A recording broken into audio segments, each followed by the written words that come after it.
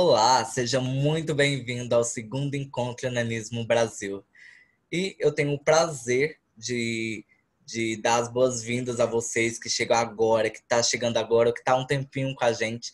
A gente vai ter uma conversa muito importante, sensacional, com essa equipe brilhante e que será coordenada por uma das nossas integrantes do Nanismo Brasil, que é a Maria Estela. Sejam todos muito bem-vindos e fique com mais uma roda de conversa. Tudo bem, Estela? Como vai você? Olá, Rafael. Estou bem, graças a Deus. Como você disse, é uma alegria para nós estarmos aqui hoje, nesse encontro tão sonhado e esperado por todos, né? E meu nome é Exatamente. Maria Estela, como o Rafael falou, faço parte da equipe Nanismo Brasil, da equipe Família. E para mim é uma honra representar a equipe, tendo a minha família sendo todas com nanismo. Então, vamos lá, para essa roda de conversa. Maravilhoso, Hoje, Estela. Muito bom. E eu garanto que vai ser uma conversa sensacional. Lembrando a vocês que ainda não adquiriram as camisetas do Nanismo Brasil, essa aqui do Encontro ou outras mais, entre no nosso site, que estão incríveis as camisetas, tá ok? Estela, vou passar a bola para você e que seja uma conversa sensacional. obrigada, Rafael. Então, como eu disse, é uma alegria para nós estarmos aqui. Infelizmente, não podemos estar fisicamente presentes, mas estamos unidos de coração. Unidos não só aqui no Brasil, nesse dia 25, mas unidos no mundo, na luta contra o preconceito à pessoa com nanismo. E hoje nós teremos uma roda de conversa onde as perguntas foram levantadas por vocês, pais de crianças com nanismo. Nós temos aqui uma galera muito especial, convidados especiais que aceitaram essa proposta e vieram aqui bater esse papo, essa roda de conversa. Fique ligado, fique atento às perguntas. Temos aqui conosco o Dr. Wagner Baratella, médico geneticista. Muito obrigado por sua presença, Dr. Wagner. Eu que agradeço, Maristela. Um prazer estar aqui hoje com vocês nesse evento importante e vou tentar, do melhor possível, responder as perguntas e trazer alguma informação a mais para vocês. Obrigada. Temos aqui conosco também a psicóloga e escritora Abadia Sudário. Seja bem-vinda, Abadia. Que bom que você está aqui conosco. É um prazer estar aqui com vocês. Me sinto honrada pelo convite. Espero que eu possa contribuir com vocês e estamos aí. Obrigada. Temos aqui também uma grande amiga, Claudiene Rosa Santana.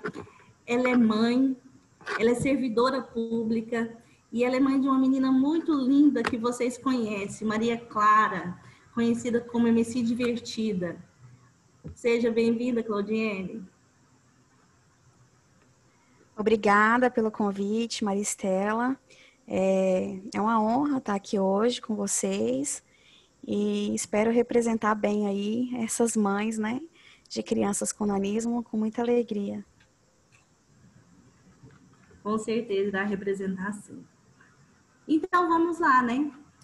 Como eu disse, essas perguntas foram levantadas pelos pais, por algumas mães, que fazem parte de um grupo de WhatsApp na qual nós da equipe Nanismo Brasil criamos.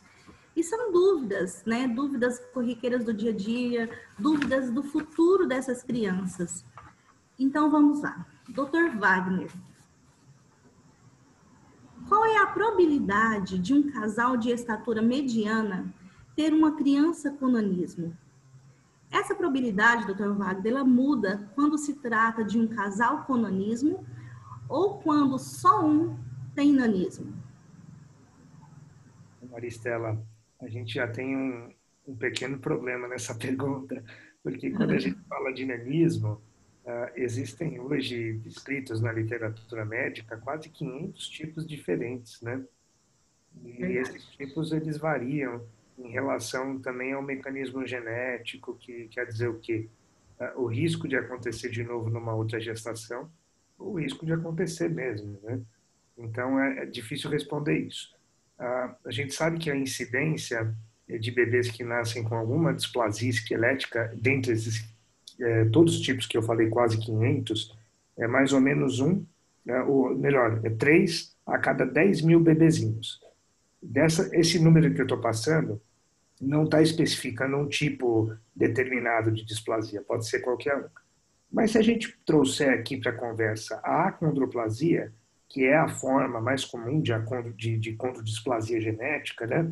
Ou doença que interfere no crescimento, no desenvolvimento dos ossos, a gente já sobe essa incidência para 1 a cada 25 mil.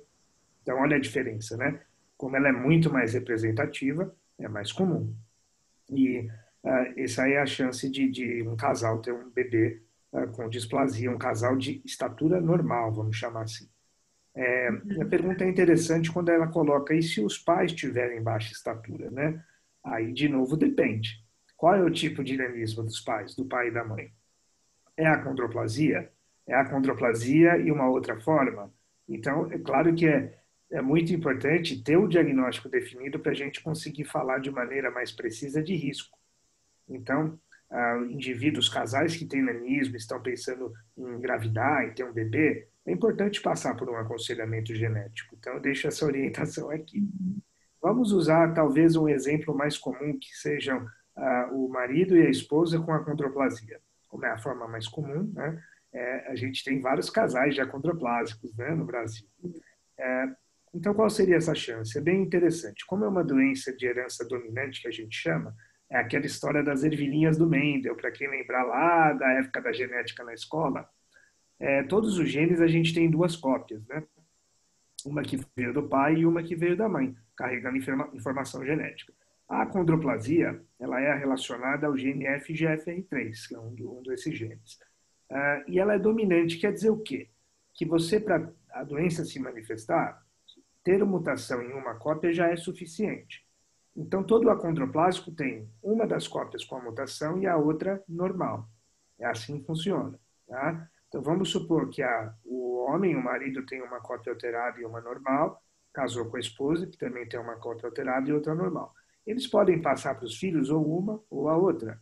E se a gente fizer essa combinação, usando ali as probabilidades, a gente teria 50% de chance de ter um filho com acondroplasia, ou seja, metade das gestações, 25% de chance de ter um filho com estatura normal. É verdade, acondroplásicos podem ter filhos de estatura normal.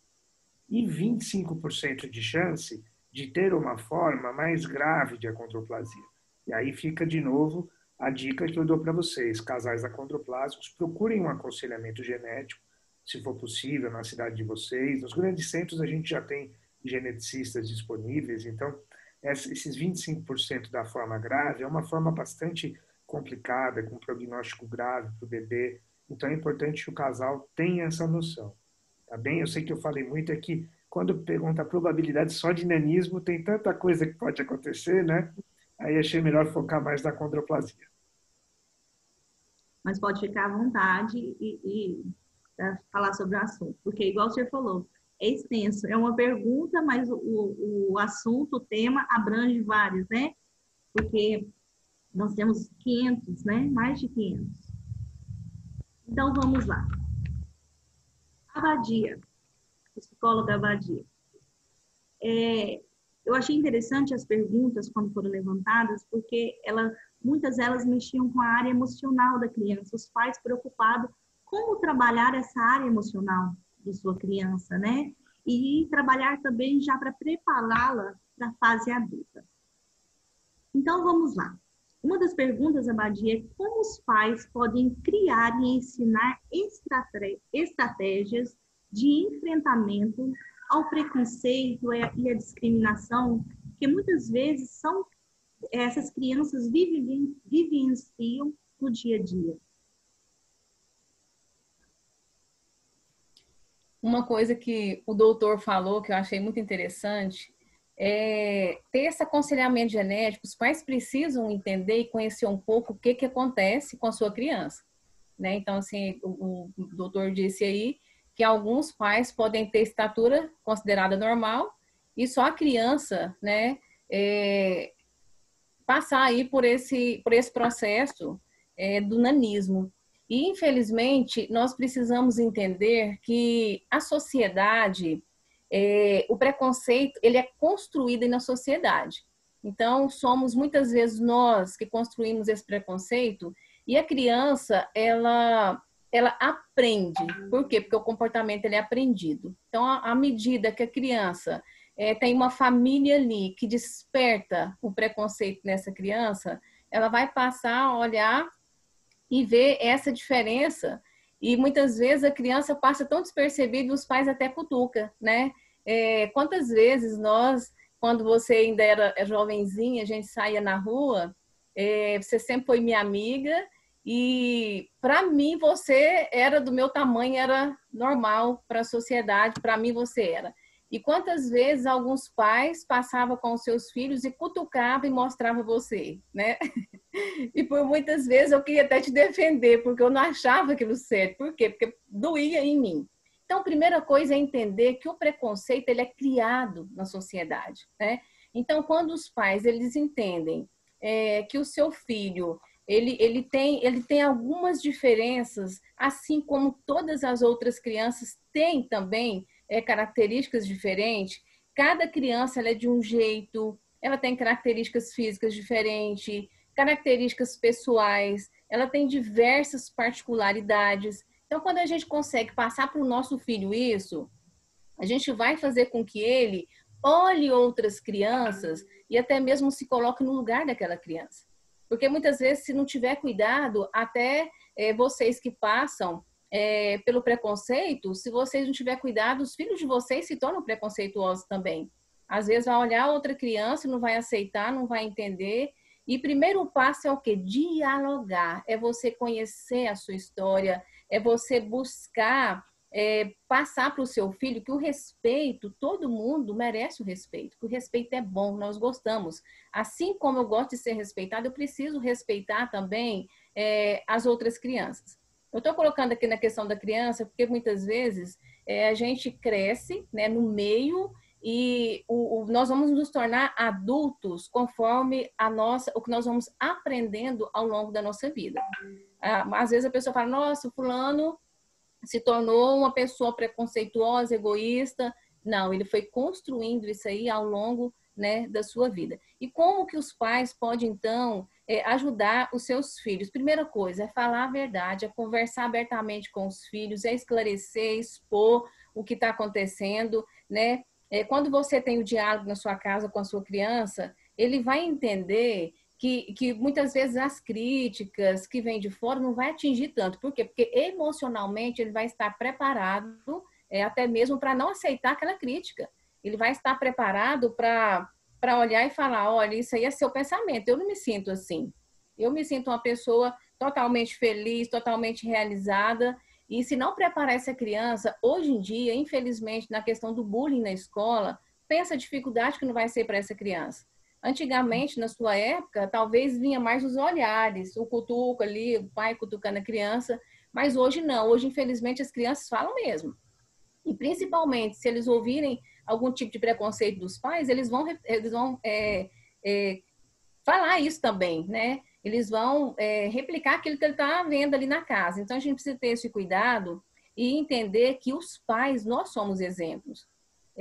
As nossas crianças, elas vão mostrar lá fora o que aprende em casa. Então, o primeiro passo é nós sermos exemplos para as nossas crianças.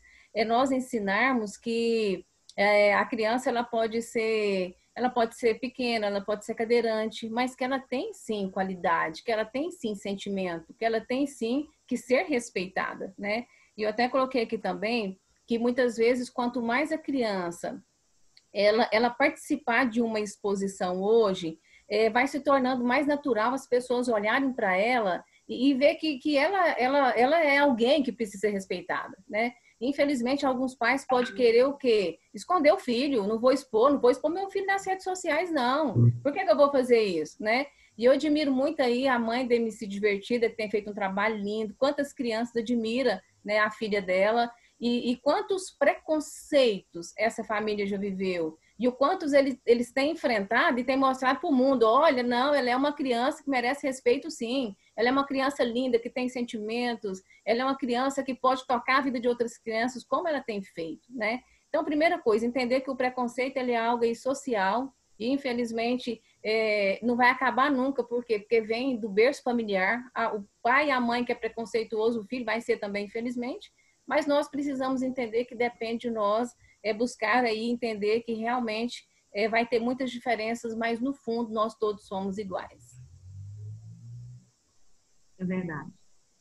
E aproveitando, então vamos lá, Claudiene.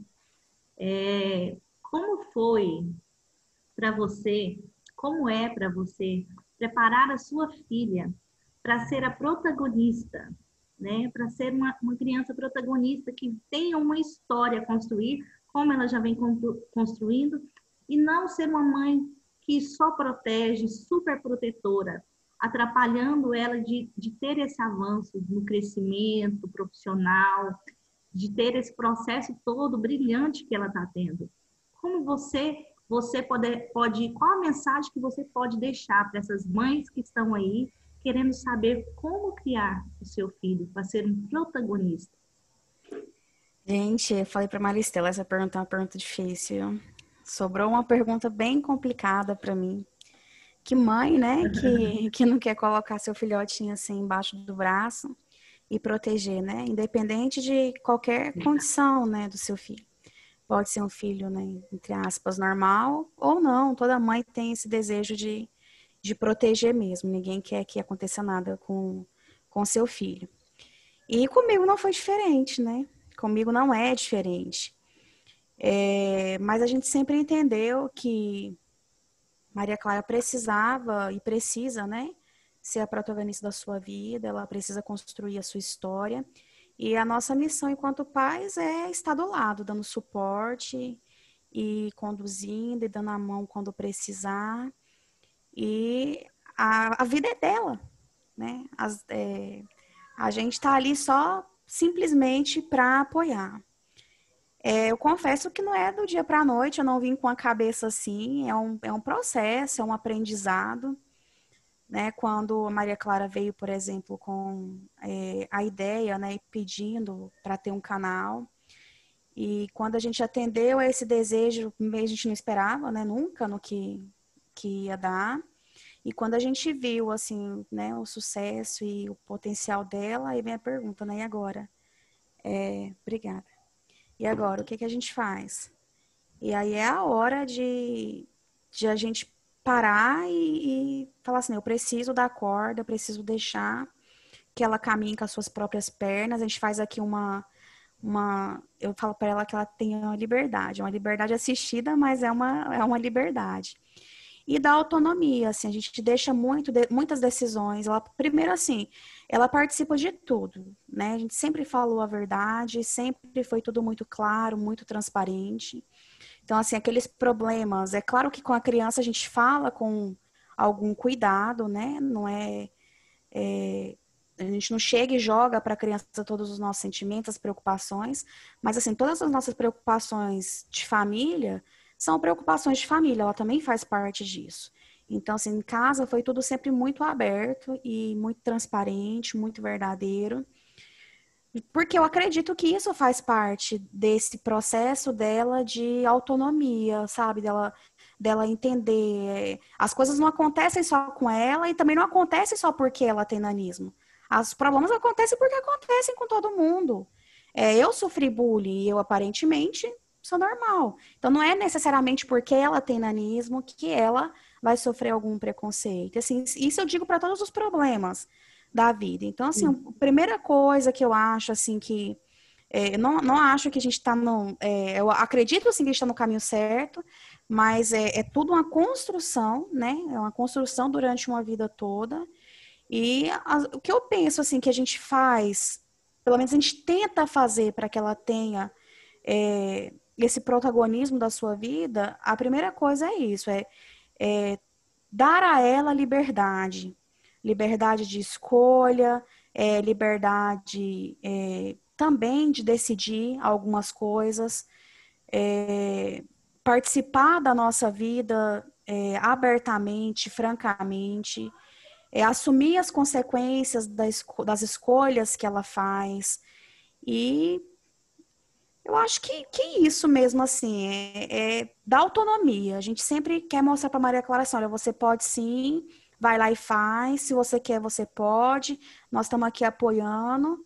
E às vezes ela vem com uma assim, ai, mamãe, mas eu não consigo. Consegue sim, Maria Clara, você não é quadrada, vamos lá, filha.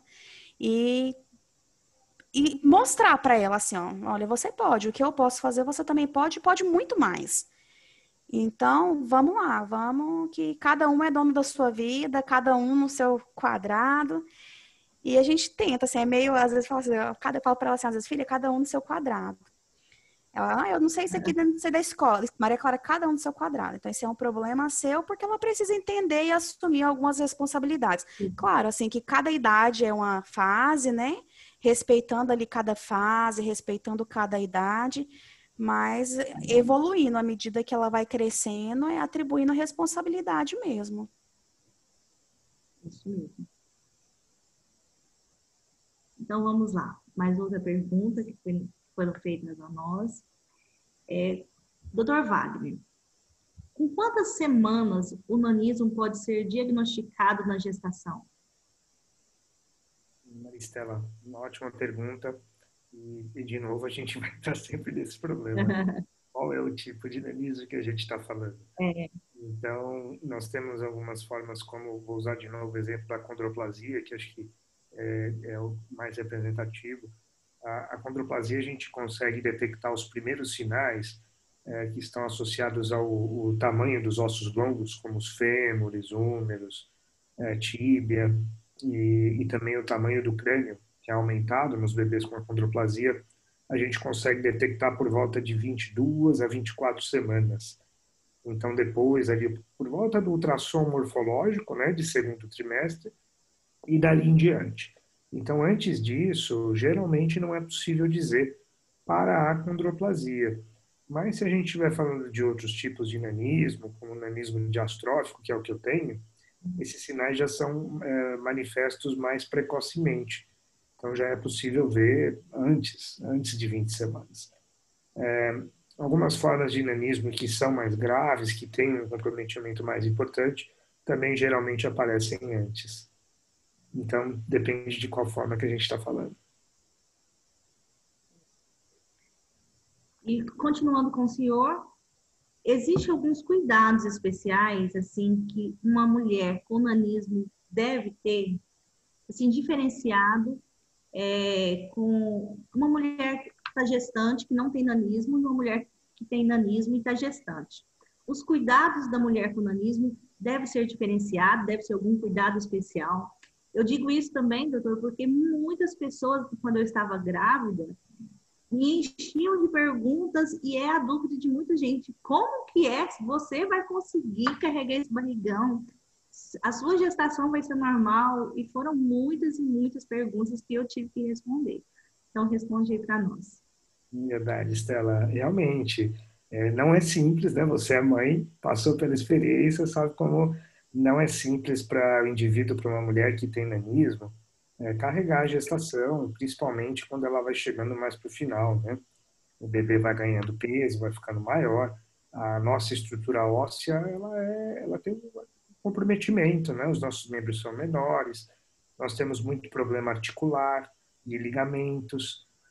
O acondroplásico tem os ligamentos mais frouxos.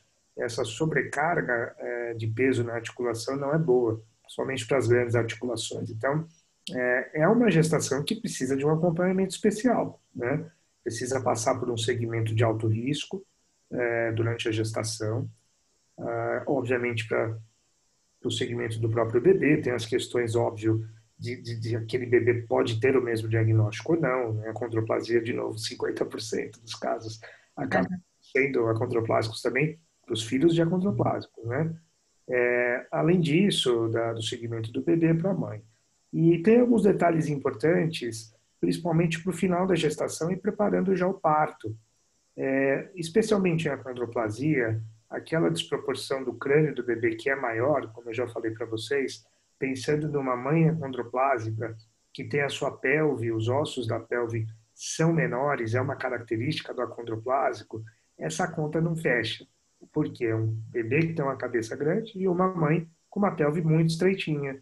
Então, a gente indica para todas as gestantes com acondroplasia a cesariana, né? O parto via cesariana. Além disso, tem alguns cuidados importantes em relação à anestesia.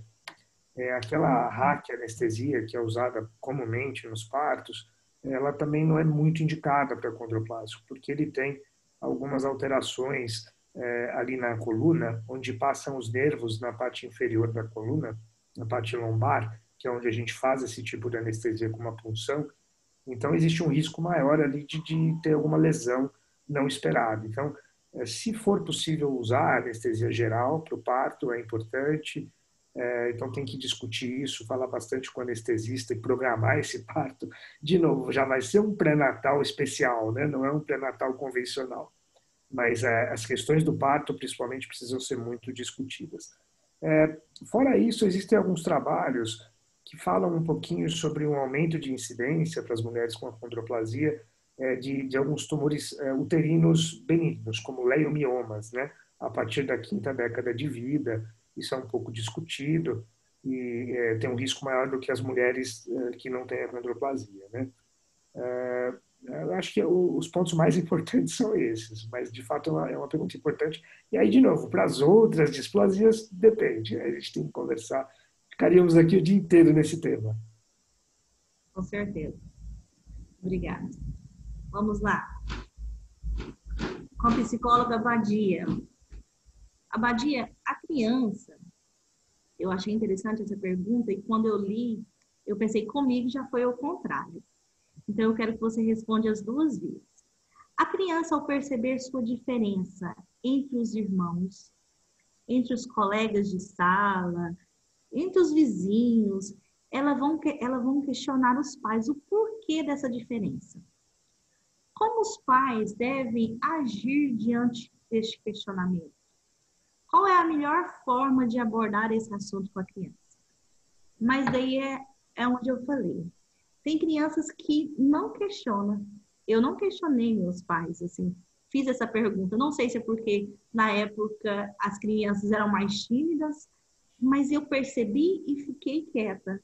E meus pais perceberam, meus irmãos perceberam que eu já havia notado.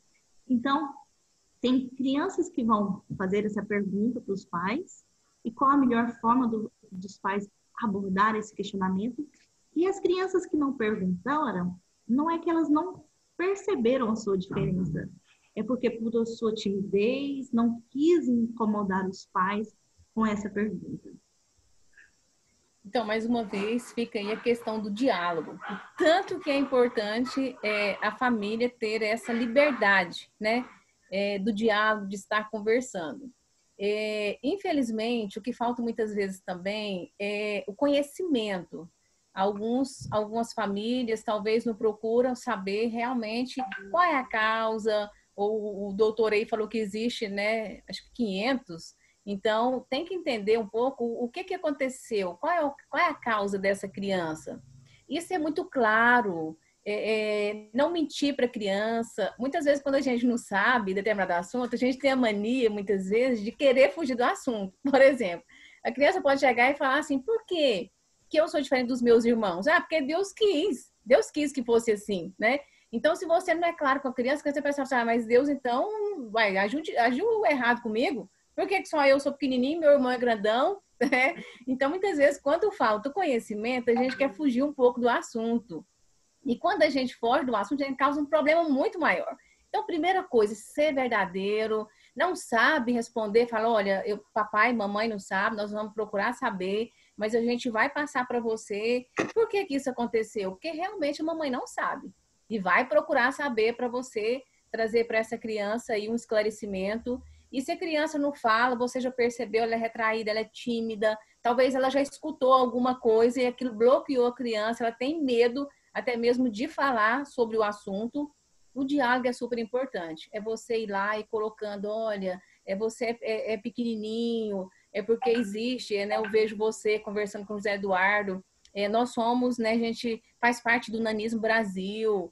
Eu vejo você explicando para ele que ele vai ser igual o papai, não é igual o primo que é grande, né? Que você fala que ele compara, que ele quer ser igual o primo. Então, assim, e o interessante é que vai chegar uma hora que essa criança, que esse adolescente, que esse jovem, ele vai procurar saber se você não falar, né? E assim, por exemplo, eu lembro de você, um dia que você falou assim, amiga, eu vou pesquisar, eu quero saber como é que é, eu quero entender a minha história, eu quero expor isso aí. E o tanto que é interessante que era um projeto de Deus já na sua vida, uma missão, um propósito. Por quê? A partir do momento que você pesquisou, você se abriu. Você tinha algumas dificuldades também em relação à aceitação. E quando você buscou, como a sua vida mudou, né? Como transformou isso aí, quantas pessoas você conheceu. Eu lembro quando você conheceu o pessoal de São Paulo, você se abriu, você deixou realmente entrar em você e você decidiu que a partir da sua história você ia ajudar outras pessoas. E é o que está acontecendo, né? Quantas vidas você tem tocado de realmente se expor, não ter medo de ir lá e de falar, de cantar, de fazer as palestras. Então, assim, você tem colocado realmente em prática a sua história e vai ajudar muita gente. Que assim como você teve talvez a dificuldade, né, de ir lá e questionar, vocês são 7 irmãos, os outros todos enormes, né? Por quê? Mas você não questionou, mas o mais importante é que a sua família sempre te tratou como se fizesse parte da altura dos outros 6. E isso é muito interessante também, né? Então, o primeiro ponto é o quê? Dialogar, não fugir do assunto, responder verdadeiramente para a criança. Uma coisa também que você fez que eu achei muito interessante, você foi na escola do seu filho, você expôs, fez uma reunião ali com os pais, ensinou para os pais o que os pais iriam responder quando a criança perguntasse, né? Então, assim, incrível, é isso que tem que ser feito. Primeira coisa, buscar conhecimento. Eu não sei, mas eu vou entender para te passar. Quanto mais nós nos conhecemos, mais nós nos curamos. Por que nós carregamos aí ao longo da vida doenças emocionais, cargas emocionais, conflitos, bloqueios? Porque a gente não se conhece. Quando você pergunta para alguém quem é você, a pessoa fala do pai, da mãe, dos irmãos, mas dele mesmo, nós temos dificuldade. Por quê? Porque a gente não se conhece o suficiente. E quanto mais nós nos conhecemos, mais nós vamos nos curar. E quanto mais nós formos verdadeiros com os nossos filhos, mais a gente vai contribuir para um crescimento saudável, uma saúde emocional aí mais saudável. É verdade. A criança, eu vejo muitos pais, eu participo de alguns grupos, e eu vejo muitos pais preocupados, e às vezes, assim, na sua inocência, no seu desespero, ao receber o diagnóstico, querendo a cura do nanismo, né, doutor Wagner? O doutor Wagner deve passar por essa experiência aí no consultório, assim, de, doutor, meu filho tem nanismo, e agora, o que eu vou fazer? E eu penso assim, eu sei e entendo, porque para um pai que não tem nanismo, receber o diagnóstico de um filho que tem nanismo, sendo que não tem nenhum caso na família, no primeiro momento, fica por sem entender e quer uma solução para aquilo. E quando eu vejo esses conflitos nos grupos, eu penso assim, quando a poeira baixar, eles vão perceber que o mais importante é o bem-estar daquela criança. É eles conduzir aquela criança sim, de uma forma positiva, que ela tenha sua autoestima, que ela consiga, ela perceba que mesmo a sua estatura não estando padrão com os dos colegas, mas ela é capaz de exercer uma profissão, de fazer as mesmas coisas que os colegas fazem e de mostrar a verdade. Você, meu filho, tem nanismo. Explica o que é nanismo. A criança talvez não entenda, mas explique de uma forma que a criança ali vai entender e vai conduzindo esse processo, mostrando sempre o lado positivo para a criança, que ela é capaz, que ela é uma vencedora. Né? Eu conheço pessoas, temos aqui o exemplo do Dr. Wagner, que é um exemplo riquíssimo para nós. Tenho amigos profissionais assim, que são super exemplos, que não deixou e que os pais conduziram eles de uma forma muito positiva, enfrentando os desafios, não protegendo, enfrentando os desafios, mas mostrando, você é capaz, meu filho, você é capaz. O nanismo não é nada além de alguns centímetros. Eu costumo dizer assim, o que é 1 centímetro a mais, 1 a menos, né? O que é isso diante do que eu posso ser, diante do que as pessoas que têm nanismo podem ser? Então, vamos lá. Claudiene. A Claudiene, depois ela vai ficar falando um pouquinho, ela tem na família, né? Uma tia que tem nanismo. Para você, Claudine, como foi esse desafio quando você recebeu o diagnóstico? Não, sua filha também terá nanismo. Como foi para você esse sentimento? Você teve medo? Como foi sua reação naquele primeiro momento? Então, tive medo, muito medo, porque assim, apesar de ter, na verdade eu tive duas tias, né? Uma já é falecida, a outra ainda está viva. Apesar de ter, né, casos na família, primeiro é um susto, assim, porque a gente não espera, né? Qualquer coisa diferente daquilo que você planeja, na verdade, é um susto no primeiro momento. E a minha tia, na verdade, não tinha muito, não dava muito parâmetro pra gente, porque assim, ela é mais velha que a minha mãe. Então, assim, foi um outro tempo, uma outra criação, um outro momento, né? Então, assim, não dava muito para falar assim, se vai ser tranquilo, se não vai ser tranquilo, porque o tempo é muito diferente, né? Então, assim, como a Badia falou, quanto mais a gente tem conhecimento, mais libertador, né? Eu acho que é. Então, eu me vi, assim, no meio de um caos, assim, eu não sabia nada. O prognóstico, na verdade, quando veio, era muito ruim. Então, assim, foi muito assustador. E eu me vi no meio de um caos, assim, sem conhecer, Eu fui fazer o que toda mãe faz, a hora que você não sabe. Vamos lá pro Dr. Google e vamos pesquisar. E fui pesquisar, e essa eu não sei se era pior ou se era melhor. Porque a gente vê tanta coisa ruim também na internet, né? Que a gente nem sabe por onde vai. E aí eu acho engraçado, assim, que depois que a Maria Clara nasceu, assim, é claro que o avanço da medicina é um bem para toda a humanidade, isso é inegável. Mas no meu caso em específico, assim, pontualmente, se eu tivesse tido uma gestação à moda antiga, né, que você ia lá, fazer a medida da barriga, escutava o coraçãozinho do bebê, talvez eu não tivesse sofrido tanto desnecessariamente. Mas assim, era desconhecido um tipo de displasia que, né, Maria Clara tem Makielski. Então, assim, os médicos também não sabiam bem o que era. Trabalhou-se muito tempo com a possibilidade de ser uma displasia letal, porque ela tinha um tórax muito pequenininho. Então, assim, foi bem assustador. Se tivesse acontecido tudo assim, à moda antiga, tipo, eu não teria sofrido metade, porque depois que você tá ali com o seu filho no colo, é o que você falou, que a gente quer o bem-estar daquela criança. Aí eu vi o tanto que ela era tão fofinha, tão coradinha, e aí, assim, não precisava, né? Mas, enfim, foi difícil. E aí, então, essa parte da gestação, eu acho que nem serve de base para nada, assim, porque foi assustador e eu não conhecia, e também, como não tinha como fazer qual exame exatamente, vamos saber exatamente o que ela tem. Só se fizesse, acho que era minocetese o nome, me corrija, doutor Wagner, se eu estiver errada. E eu não quis fazer, porque é um exame invasivo, não teria como saber, só pelas ultrassonografias, qual o tipo exato de displasia que ela teria, entre tantas que existem, né? Então, a gente ficou ali de 22 semanas até 38 semanas, pensando que podia ser o pior, que ela ia nascer e que ela ia morrer em seguida, porque o tórax dela era muito pequenininho.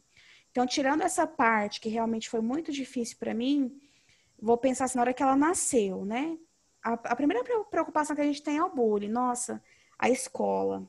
E agora, né? Quando for para a escola? Nossa, eu sofri na escola horrores com bullying. Nossa, a minha filha, então. E eu criei um pânico, assim, ao redor disso, né? E, gente, quando ela foi para a escola, não foi nada do que eu imaginava. Foi tudo diferente. Eu fiz o mesmo que você fez, Maristela, na primeira reunião de pais. Eu fui e já falei, já expliquei, já conversei. E, sabe, assim, já fui passando conhecimento para diminuir a curiosidade, para diminuir, assim, a especulação desnecessária, né?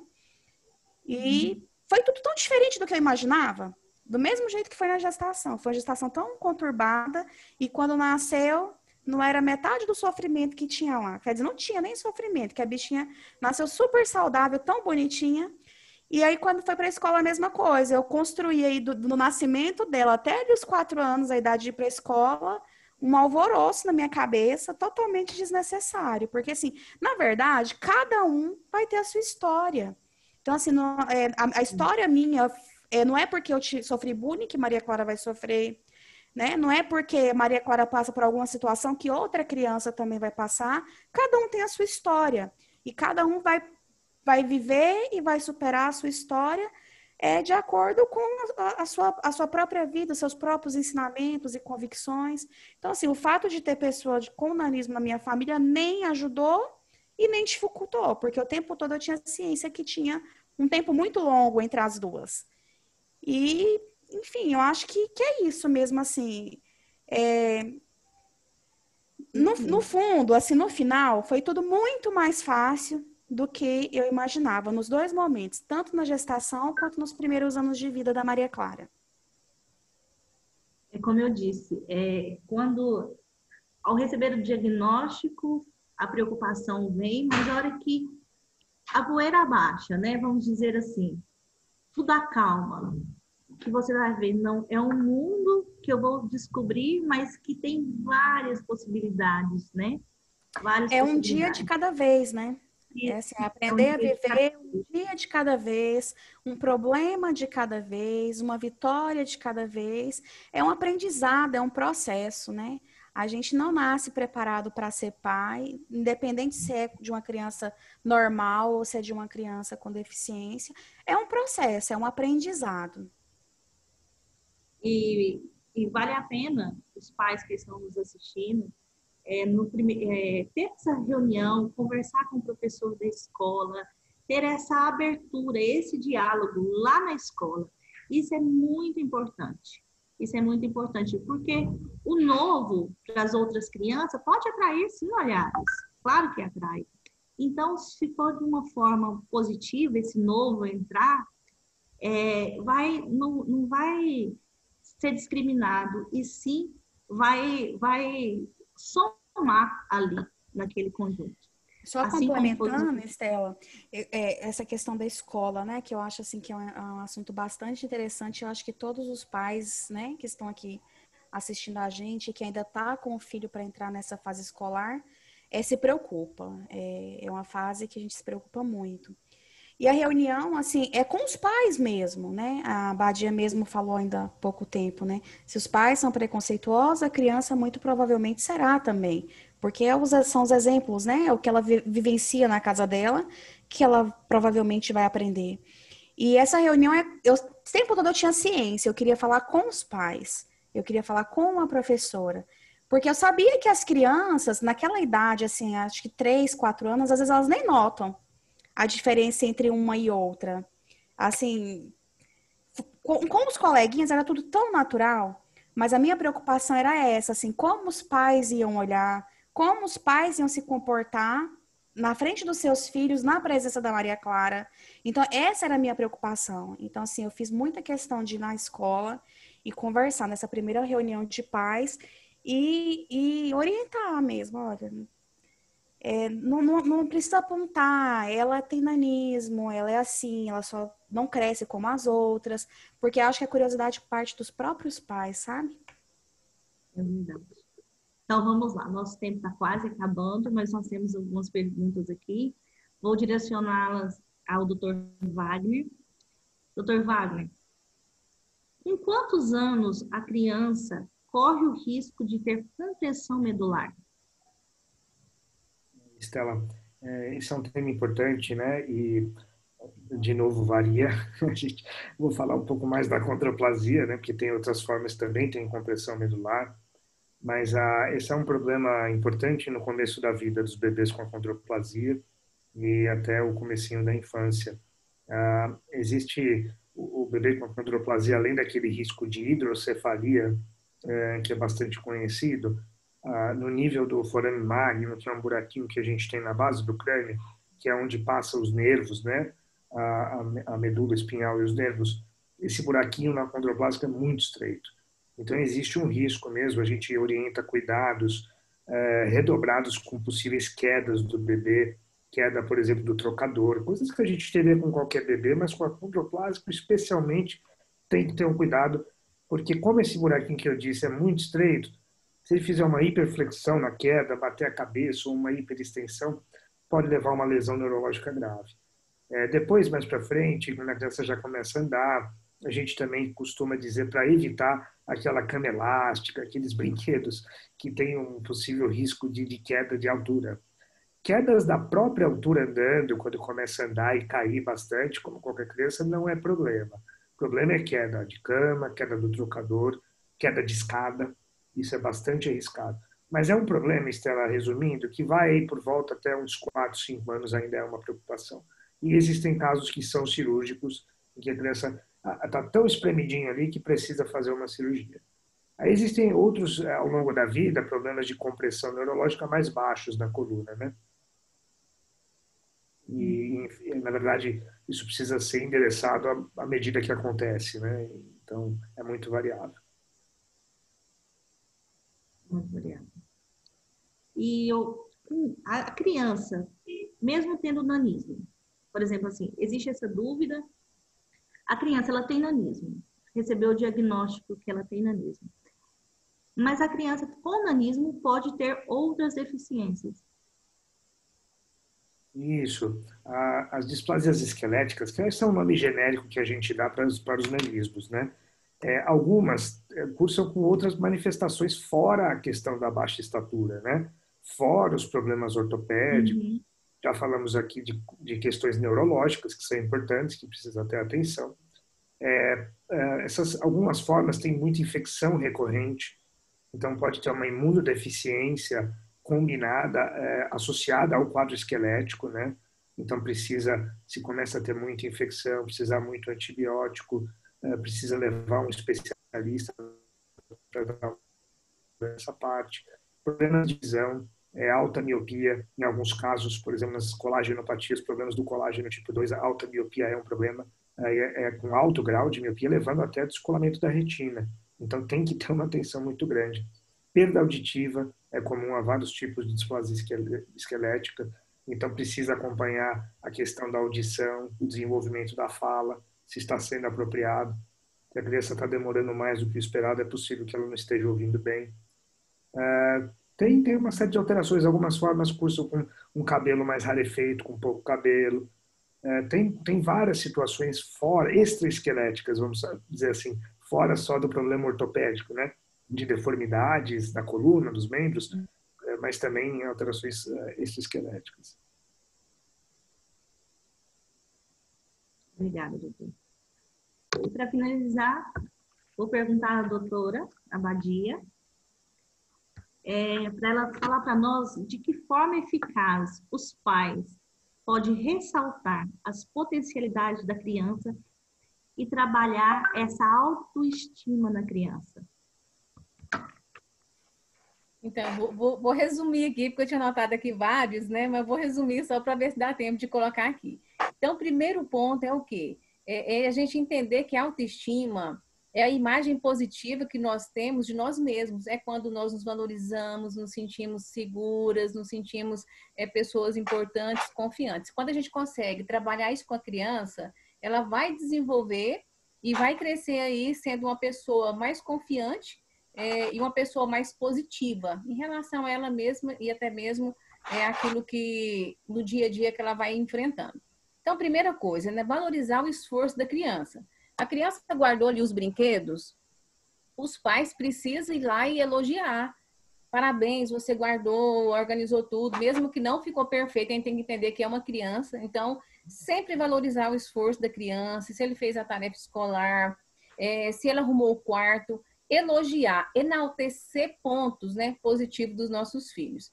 Outro, permita que seus filhos façam escolhas.